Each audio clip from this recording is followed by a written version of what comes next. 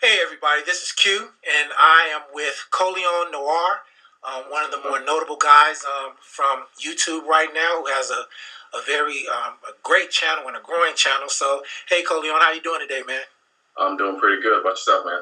I am doing well. We are up here in Indiana, and we got a little snow, and I know that's something you guys don't experience down there. No, it's about 80 now. Oh, must be nice. Great day for the range. Yeah, pretty much. I was there yesterday, actually. Must be nice. Well, hey, man, thanks for being with me today. I wanted to just talk to you a little bit. We've been watching a couple of your videos on Ingo, and a lot of guys are really rooting for you and admiring the things that you're saying. They really respect the fact that you are a voice for us, and just wanted to talk to you today a little bit about what you think is going on today as it relates to what our politicians are proposing to do about our gun rights. So if you could speak a little bit about that, and then I'll interject with some questions as we go along. Actually, just recently today, I actually sent out a tweet, and I was watching Meet the Press earlier this morning with LaPierre, and I can't remember the other guys who was actually the interview for Meet the Press. I think his name's David or something like that. Okay. And they talked really heavily about, the NRA press conference or whatnot, and they really harped on mass shootings. And I thought it was interesting because, as a lot of us know, mass shootings make up a very, very, very small percentage of actual gun use murders and things of the sort overall. And it's kind of funny to me because it's like, granted, don't get me wrong. Like, when I heard about what happened to those kids, I was sick, literally sick. But at the same time, after the fact, your typical ban all the guns. No, don't ban the guns. And we're trying to come up with some type of solution to stop these mass shootings. But at the end of the day, it only makes up less than 2% of them. And Exactly. I just found it ironic that we focused on it so much and not realizing that the further we go with, when we think about gun control and things like that, I think we're doing ourselves and the rest of society a disservice by only focusing on mass shootings. What are we going to tell the young lady who's walking down the street at night when she gets robbed or when someone tries to rape her? I mean, we tend to forget about that and forget that things like that happen on a regular basis. So I just think that as we continue to talk about this, I think we need to factor that in as far as the overall issues and the overall goal of why we decide to carry firearms. Okay. Can you talk about that goal a little bit? Because I think that's sort of lost in the mix a lot of the times. Why does the average American choose to carry a gun? Protection, and I don't like when certain pro-gunners try to mix and meddle that with other reasons. Let's be very clear about that. We carry guns, as one of my good friends said, we carry guns to shoot people. Now, granted, that's not politically correct, but at the end of the day, if the situation arose and we needed to defend ourselves, that's in essence what would happen. And so I think in a large scheme of things, it's gotten kind of the overall purpose for why we carry a firearm has been lost. Because at the end of the day, it's for protection. We carry a gun because we may encounter a situation where someone else has a gun, and we want to at least be on the same level playing field, if not above it. Right. And one thing that Wayne LaPierre, when he had his first press conference, one of the things that I noticed was the fact that he brought up the fact that banks and power stations and government officials and government buildings are protected by people who have guns. And I believe that our children are very precious. So do you think that having armed teachers and principals and police officers in the school will help? Because the fact is, I grew up on the west side of Chicago and went to a high school right across the street from Cabrini Green. And we had armed police officers there. Yeah. And we still had people shooting guns in the school. So based on what he proposed to be a possible solution, do you think it will help any? Me personally, absolutely.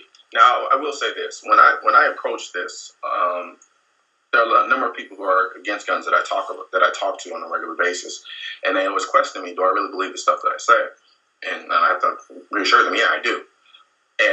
But at the same time, I always try to look at things from both perspectives. I don't know if that's because I went to law school or whatnot, but I do always try to look at both sides reasonably. And when I thought about the idea of arming teachers, I actually called up a number of people that I knew who were teachers and asked them about it. They didn't really agree with me, Right. But then again, we're talking about what, 2-3 people out of how many teachers in America? Right. And me personally, I think if a teacher wants to carry a firearm on campus and they do what they need to do in order to get that license, I think they should be able to. I think preventing them from doing that is a disservice. And ironically enough, since this has come up, it's weird. It's kind of like teachers are lepers all of a sudden, or they're complete idiots. When you even bring up the notion of the idea of teachers carrying on campus, everyone's like, wait a minute, you want our teachers to carry guns around our kids? Well, I'm not a teacher. Right. And I carry gun pretty much 95% of the time. And I know a bunch of other people that do, and a whole bunch of other people in Texas that do it. So what's the difference between me and those people and teachers? Are they not people also? Exactly. And so I define it kind of strange. Now, I do understand that there's some sensitivity that comes with the idea of having guns around your teacher. I mean, having guns around kids, regardless whether they're teachers or someone else. And I understand that sensibility. But at the same time, just like the knee-jerk reaction we usually have when there are mass shootings, I think we still need to step back and think about this objectively. And if you think about it objectively, for instance, you have a situation with Columbine. Now, and a lot of anti-gunners will bring this notion up. They'll say things to the effect of, well, they had armed security guards at Columbine and they didn't stop it. Well, what they don't say is those armed guards were outside shooting into the building, if I'm not mistaken. Right. And on top of that, it even makes the case further for why teachers should be armed. Because that one security guard may not be enough. Now, I think the NRA strategically didn't point out the fact that teachers probably should be armed, but I'm going to say it. I think in a situation like that, especially when in most of those situations the teachers are barricading themselves in a room with all the rest of the other kids, I believe teachers should be armed, or at least have the option to be armed in that situation. Exactly. And I brought up the fact of my background in high school because the fact is our security guards were in a little office and they didn't walk around the school. And when something happened, I don't really remember them really taking action because that wasn't their job, they would say.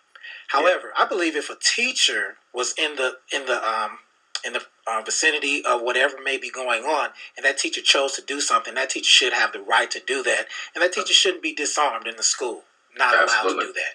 But another question for you: when we talk about what could possibly happen with our legislators and automatic weapon bans and limiting magazine capacity, would you be one who would actually agree with sort of a quid pro quo if we were to say, all right, we will, if they said, okay, we'll allow teachers federally, we'll allow teachers to carry guns, we'll be great proponents of that, would you then say, all right, we will then agree to limit magazine capacities to 10 rounds for weapons such as AK-47, 74s, and AR-15s? If it wouldn't affect us, no. I mean, if it wouldn't affect us negatively, right? I'd think about it. But personally, it's an exercise in futility at that point because it'll just be a feel-good thing for the anti-gunners, and then for us, it's going to hinder us. Because at the end of the day, the same way we talk about guns being available, even if they're illegal, you can attribute the same concept to magazines. Exactly. Yes, you can limit our magazines, and as law-abiding citizens, we'll carry our limited magazines. But the guy who kicks in our back door, the guy who decides to shoot up a school, a mall, or any other public place, or who decides to commit some type of crime with a rifle of some sort, they're not going to use a neutered magazine. Exactly. And they'll still be able to get their hands on them as well. So now, not only am I in a situation now, I can pretty much look at it like this. You have two situations. You can ban the guns. Now I'm in a situation where this guy has a gun and I don't. Okay, well, you give me my guns, but you give me a neutered magazine. So now I'm in a situation where he has 30 rounds and I have 10. Exactly. You know, it's kind of one of those deals. And I think, and if I look at it the inverse, and which I tend to do, you know, they can make the same argument. Well, you all guys always cry about that, well, you can reload and da-da-da-da and this and this and this. But, I mean, I'm like, when I think about it, it's kind of like, well, you may have a point, but at the same time, I'm not usually going to carry 3 or 4 magazines on me. Right. I'm not, you know, and in the event, at the end of the day, why do you want to start from a negative? I just don't get it. I just don't see why they don't understand what's going to happen when you do that.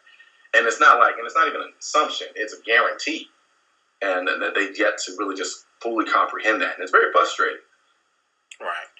Let me sort of talk a little bit towards the elephant in the room. As a black man, you're a black man and I'm a black man, and in our culture of guns, there aren't many people like us who are outspoken, who will be great proponents of, or at least come out and say that they are of gun rights. Um, when we talk about the lack of voices in our nation when it comes to gun rights, do you believe it's important for all people to stand up? Because it's hard for me to find black people who are willing to say and be a voice and say, yes, I believe that this is something that we need to advocate. I can't find them. So do you find that to be a similar situation for you, or is it just something that has just been my experience? No. Actually, it's been the exact same situation for me. I actually get chastised the most by my peers from a racial perspective, and I think a lot of it has to do with the coloring of owning a gun and being black, and automatically attributing a thug aspect to it. So the way most of us in growing up, as far as if you didn't grow up with guns in your house. Did I lose you? By way of your parents or anything like that. And when you get older and you start watching the TV more, start seeing videos and things like that, exactly. Colion, I lost you for a brief moment. Hyper masculine. Can you hear me? I had lost you for a brief moment when you started replying to that.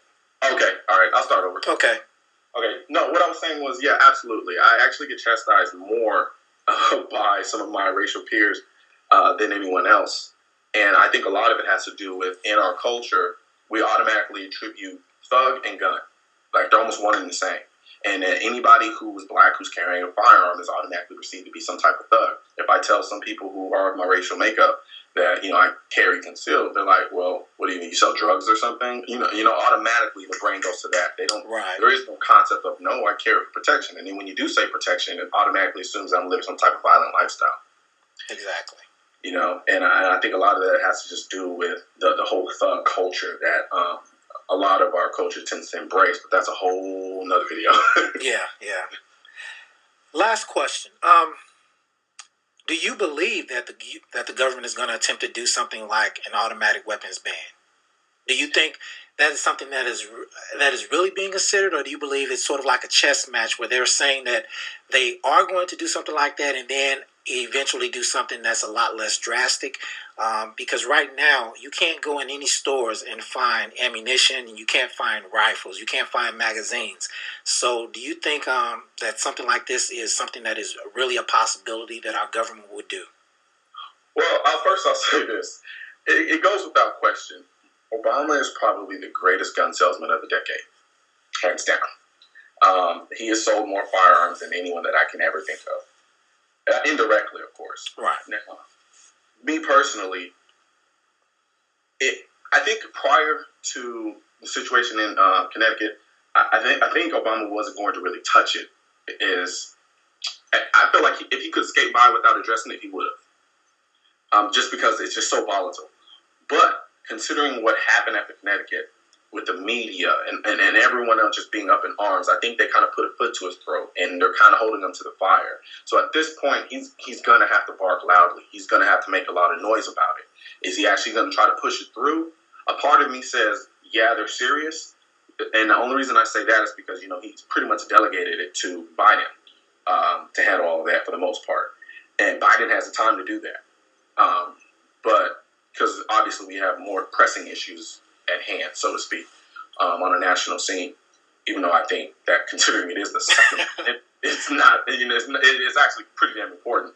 But I really, honestly, at the end of the day, I really don't know, and I think that's why we're seeing the mad dash to grab magazines and AR. And I'm trying to figure out something. What's with the AR? Like, I guess the AK gets no love in America. Because I walked into a store and there were AK mags all over the place. But you asked for an AR mag, it was like a gold nugget. You couldn't find it. That's true. That's true. But hey, I mean, I run the arsenal, and I'm good to go in that regard. Even though I have an AR being built for me now as we speak, but I think that has a lot to do. Just the sheer uncertainty about how serious they are about trying to push this legislation through. I think that's what's causing the panic. And I don't want to say that they're being irrational about it, because we honestly don't know. Exactly. You know? And that's a difficult situation to be in, but that's the life we live today. But hey, I want to thank you, ColionNoir, for being with us today. I will make sure that Ingo members know where to find you. Actually, we already know where to find you, but we definitely appreciate all that you're doing down there in Houston and all that you're putting out on YouTube. This is Q, the EDC guy, also a moderator on Indiana Gun Owners, and thanks a lot for being with us. My pleasure, man. My pleasure. All right. So what I'm going to do...